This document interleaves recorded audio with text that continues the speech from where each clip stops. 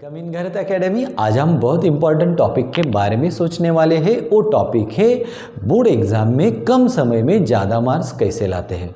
तो देखो बच्चों, दो तरह के स्टूडेंट्स होते हैं। एक स्टूडेंट हर साल 6 घंटे हर दिन पढ़ने के बाद भी बोर्ड एग्जाम में 75% ही मार्क्स लाता है, और दूसरा स्टूडेंट है वो हर साल पढ़ाई करके दिन में सिर्फ 2 ही घंटे पढ़ता है, लेकिन उसे बोर्ड एग्जाम में 95% मार्क्स मिलते हैं। ये क्यों होता है? दोनों बच्चों कौन कौन सी मेथड फॉलो करते हैं, इसके बारे में सारी डिटेल्स जानकारी आज हम इस वीडियो में देखेंगे। इन दोनों ही बच्चों के डिफरेंस में जो बातें पहली वो है स्टडी मेथड। दोनों ही स्टूडेंट की पढ़ाई करने की मेथड अलग है, तो हमें किस तरह से पढ़ना चाहिए ये अभी इस पॉइंट से हमें समझेगा। तो पहले देखो, ये जो 75% पूरे साल में 6 घंटे पढ़ने के बाद भी हर दिन 6 घंटे पढ़ते हैं तो भी 75 तक ही जाते हैं। लेकिन क्यों? इनकी मेथड जो पढ़ाई की वो गलत मेथड है। ये बच्चे सिर्फ रट्टे बाइट करते हैं। तो लेसन के नीचे जो एक्सरसाइज होती है, उस एक्सरसाइज की जो भी क्वेश्चंस होते हैं, उन सारे क्वेश्चंस के आंसर को ये बच्चे पूरे साल रट लेते हैं। तो ये नहीं चलेगा। अभी ये क्यों नहीं चलती है मेथड, ये भी हम देखेंगे।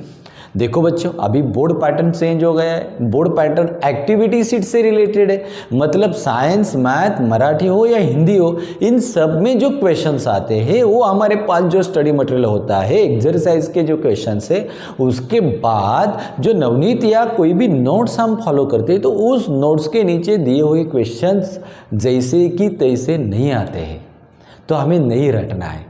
तो ये गलत मेथड है पढ़ाई करने की। बाहेट करते बहुत सारे बच्चे, और ये पूरी साल 6 घंटे हर दिन या 8 घंटे भी पढ़े तभी इनको मार्क्स नहीं मिलते, क्योंकि अभी बोर्ड की पैटर्न ही चेंज है। ये एक्टिविटी सीट है। इसका अर्थ होता है जो लेसन होता है वो हमें पूरा समझना है। लेसन के अंदर से कोई भी क्वेश्चंस कंसेप्ट के बेस पे बोर्ड में पूछे जाते हैं। अभी ये बच्चे कौन सी स्टडी मेथड फॉलो करते हैं? Concept clear.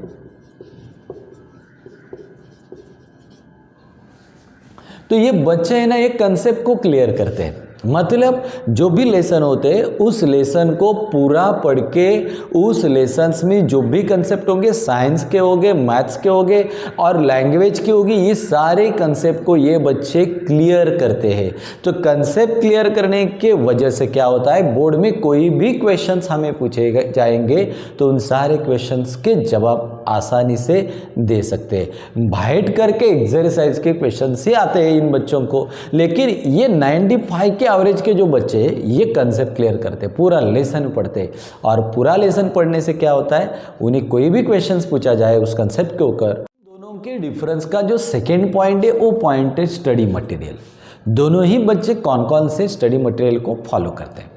जो हर साल 6 घंटे हर दिन पढ़ने के बाद भी सिर्फ 75% तक जाते हैं, वो बच्चे सिर्फ और सिर्फ नवनीत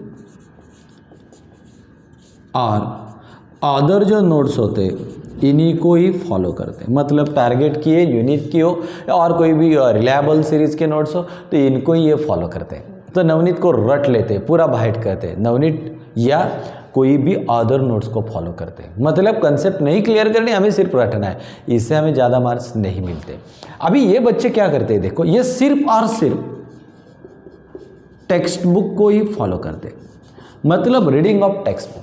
तो देखो, टेक्स्ट बुक की रीडिंग बहुत इंपॉर्टेंट है। 95 तक जो बच्चे जाते हैं ना, वो टेक्स्ट बुक में उस लेसन में जो भी कंसेप्ट होते हैं, टेक्स्ट बुक 1 बार 2 बार 3 4 5 6 बार ये पढ़ते हैं टेक्स्ट बुक को, और ज़्यादा ऑब्जर्व करके पढ़ते हैं। और टेक्स्ट बुक को पढ़ने के बाद टेक्स्ट बुक के अंदर जो भी कंसेप्ट है ये बच्चे उस कंसेप्ट को क्लियर करते हैं। मतलब ये रट्टे नहीं है, कम रट्टे, ज़्यादा रट्टे नहीं है। तो इससे क्या होता है, उनकी सारी कंसेप्ट क्लियर होती है, और बोर्ड में कोई भी उस कंसेप्ट के ऊपर क्वेश्चन आता है तो ये जल्दी से आसानी से आंसर्स को लिख सकते हैं। तो ये मेथड में हमने पहला पॉइंट देखा था, ये सिर्फ और सिर्फ बाइट करते हैं मेथड में, और ये बच्चे पूरी कंसेप्ट क्लियर करते हैं। तो ये आसानी से सभी के जो भी क्वेश्चंस होते हैं ना बोर्ड एग्जाम में, वो सभी क्वेश्चंस आसानी से उनके आंसर लिखते हैं। ये बच्चे ना स्टडी मटेरियल ये सिर्फ नवनीत और टारगेट या अदर कोई नोट से इसी को फॉलो करते हैं, और ये बच्चे सिर्फ टेक्स्ट बुक रीडिंग करके कंसेप्ट को क्लियर करते हैं। और कंसेप्ट क्लियर करेंगे तो आपको 95 के आगे भी मार्क्स मिल सकते हैं, कम समय में ज़्यादा मार्क्स। सिर्फ 2 घंटे ही पढ़ेंगे हर दिन तो भी मिलेंगे। लेकिन इस मेथड से चलेंगे तो 10 घंटे हर दिन पढ़ेंगे तभी मार्क्स नहीं पड़ेंगे मिलेंगे, क्योंकि बोर्ड एग्जाम का पैटर्न अलग है, एक्टिविटी सीट से रिलेटेड है। इंपॉर्टेंट चीज़ है टाइम मैनेजमेंट। ये बच्चे हैं ना 75% तक जाते हैं, हर साल 6 घंटे हर दिन पढ़ने के बाद भी इनके पास टाइम मैनेजमेंट नहीं है। तो ये क्या करते हैं, कोई भी सब्जेक्ट लेते कैसे भी पढ़ते लेते, कितनी भी हर एक समय में पढ़ते कैसे भी पढ़ते, लेकिन इन बच्चों के पास टाइम मैनेजमेंट है। ये क्या करते हैं, हर एक सब्जेक्ट के लिए उनके पास अलग अलग समय है।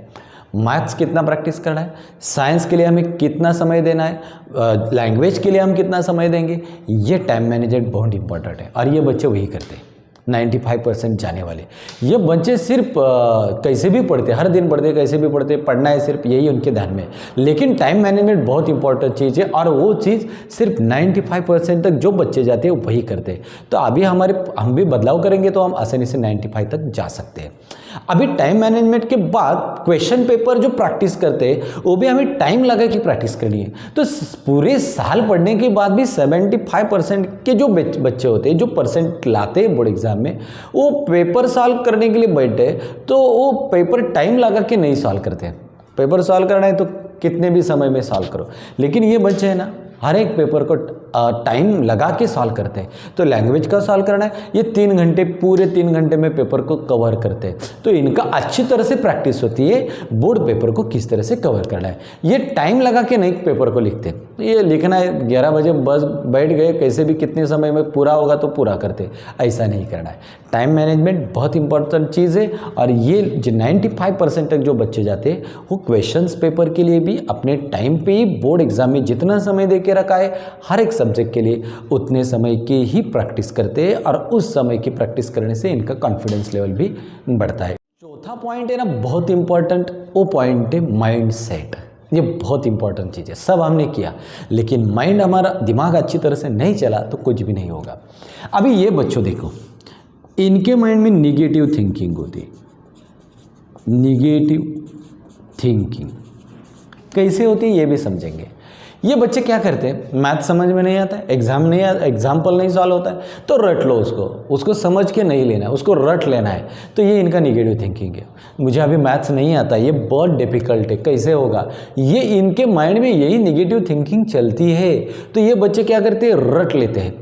कोई भी सिंपल एग्जाम्पल है उसको भी रट लेना, तो उससे क्या होता है, टाइम बहुत ज़्यादा लगता है रट लेने से। कंसेप्ट क्लियर करने के बजाय रट लेता है, तो रट लेने से टाइम बहुत ज़्यादा जाता है, तो इनको मार्क्स नहीं मिलते।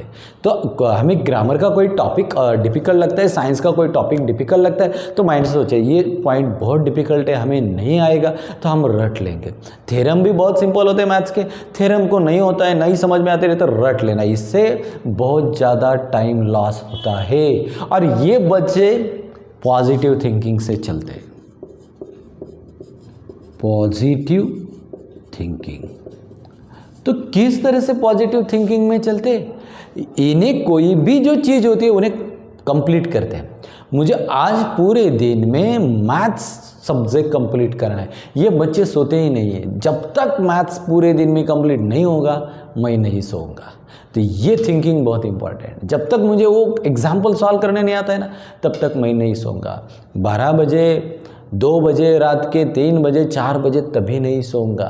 तो ये थिंकिंग बहुत इंपॉर्टेंट है और यही चाहिए। निगेटिव थिंकिंग होगी तो मार्क्स नहीं मिलेंगे, रट लेना पड़ेगा। और पॉजिटिव थिंकिंग से चलेंगे, हमें वो सब्जेक्ट पूरा करना ही करना है, एक दिन में भी कंप्लीट करेंगे। तो ये थिंकिंग और इंटरनल एनर्जी हमें ज़्यादा मार्क्स तक ले जाती है। किसी के जब हमारे पेरेंट्स भी हमें बोलते हैं, टीचर्स भी बोलते हैं बाइट करो, नहीं बाइट करना है।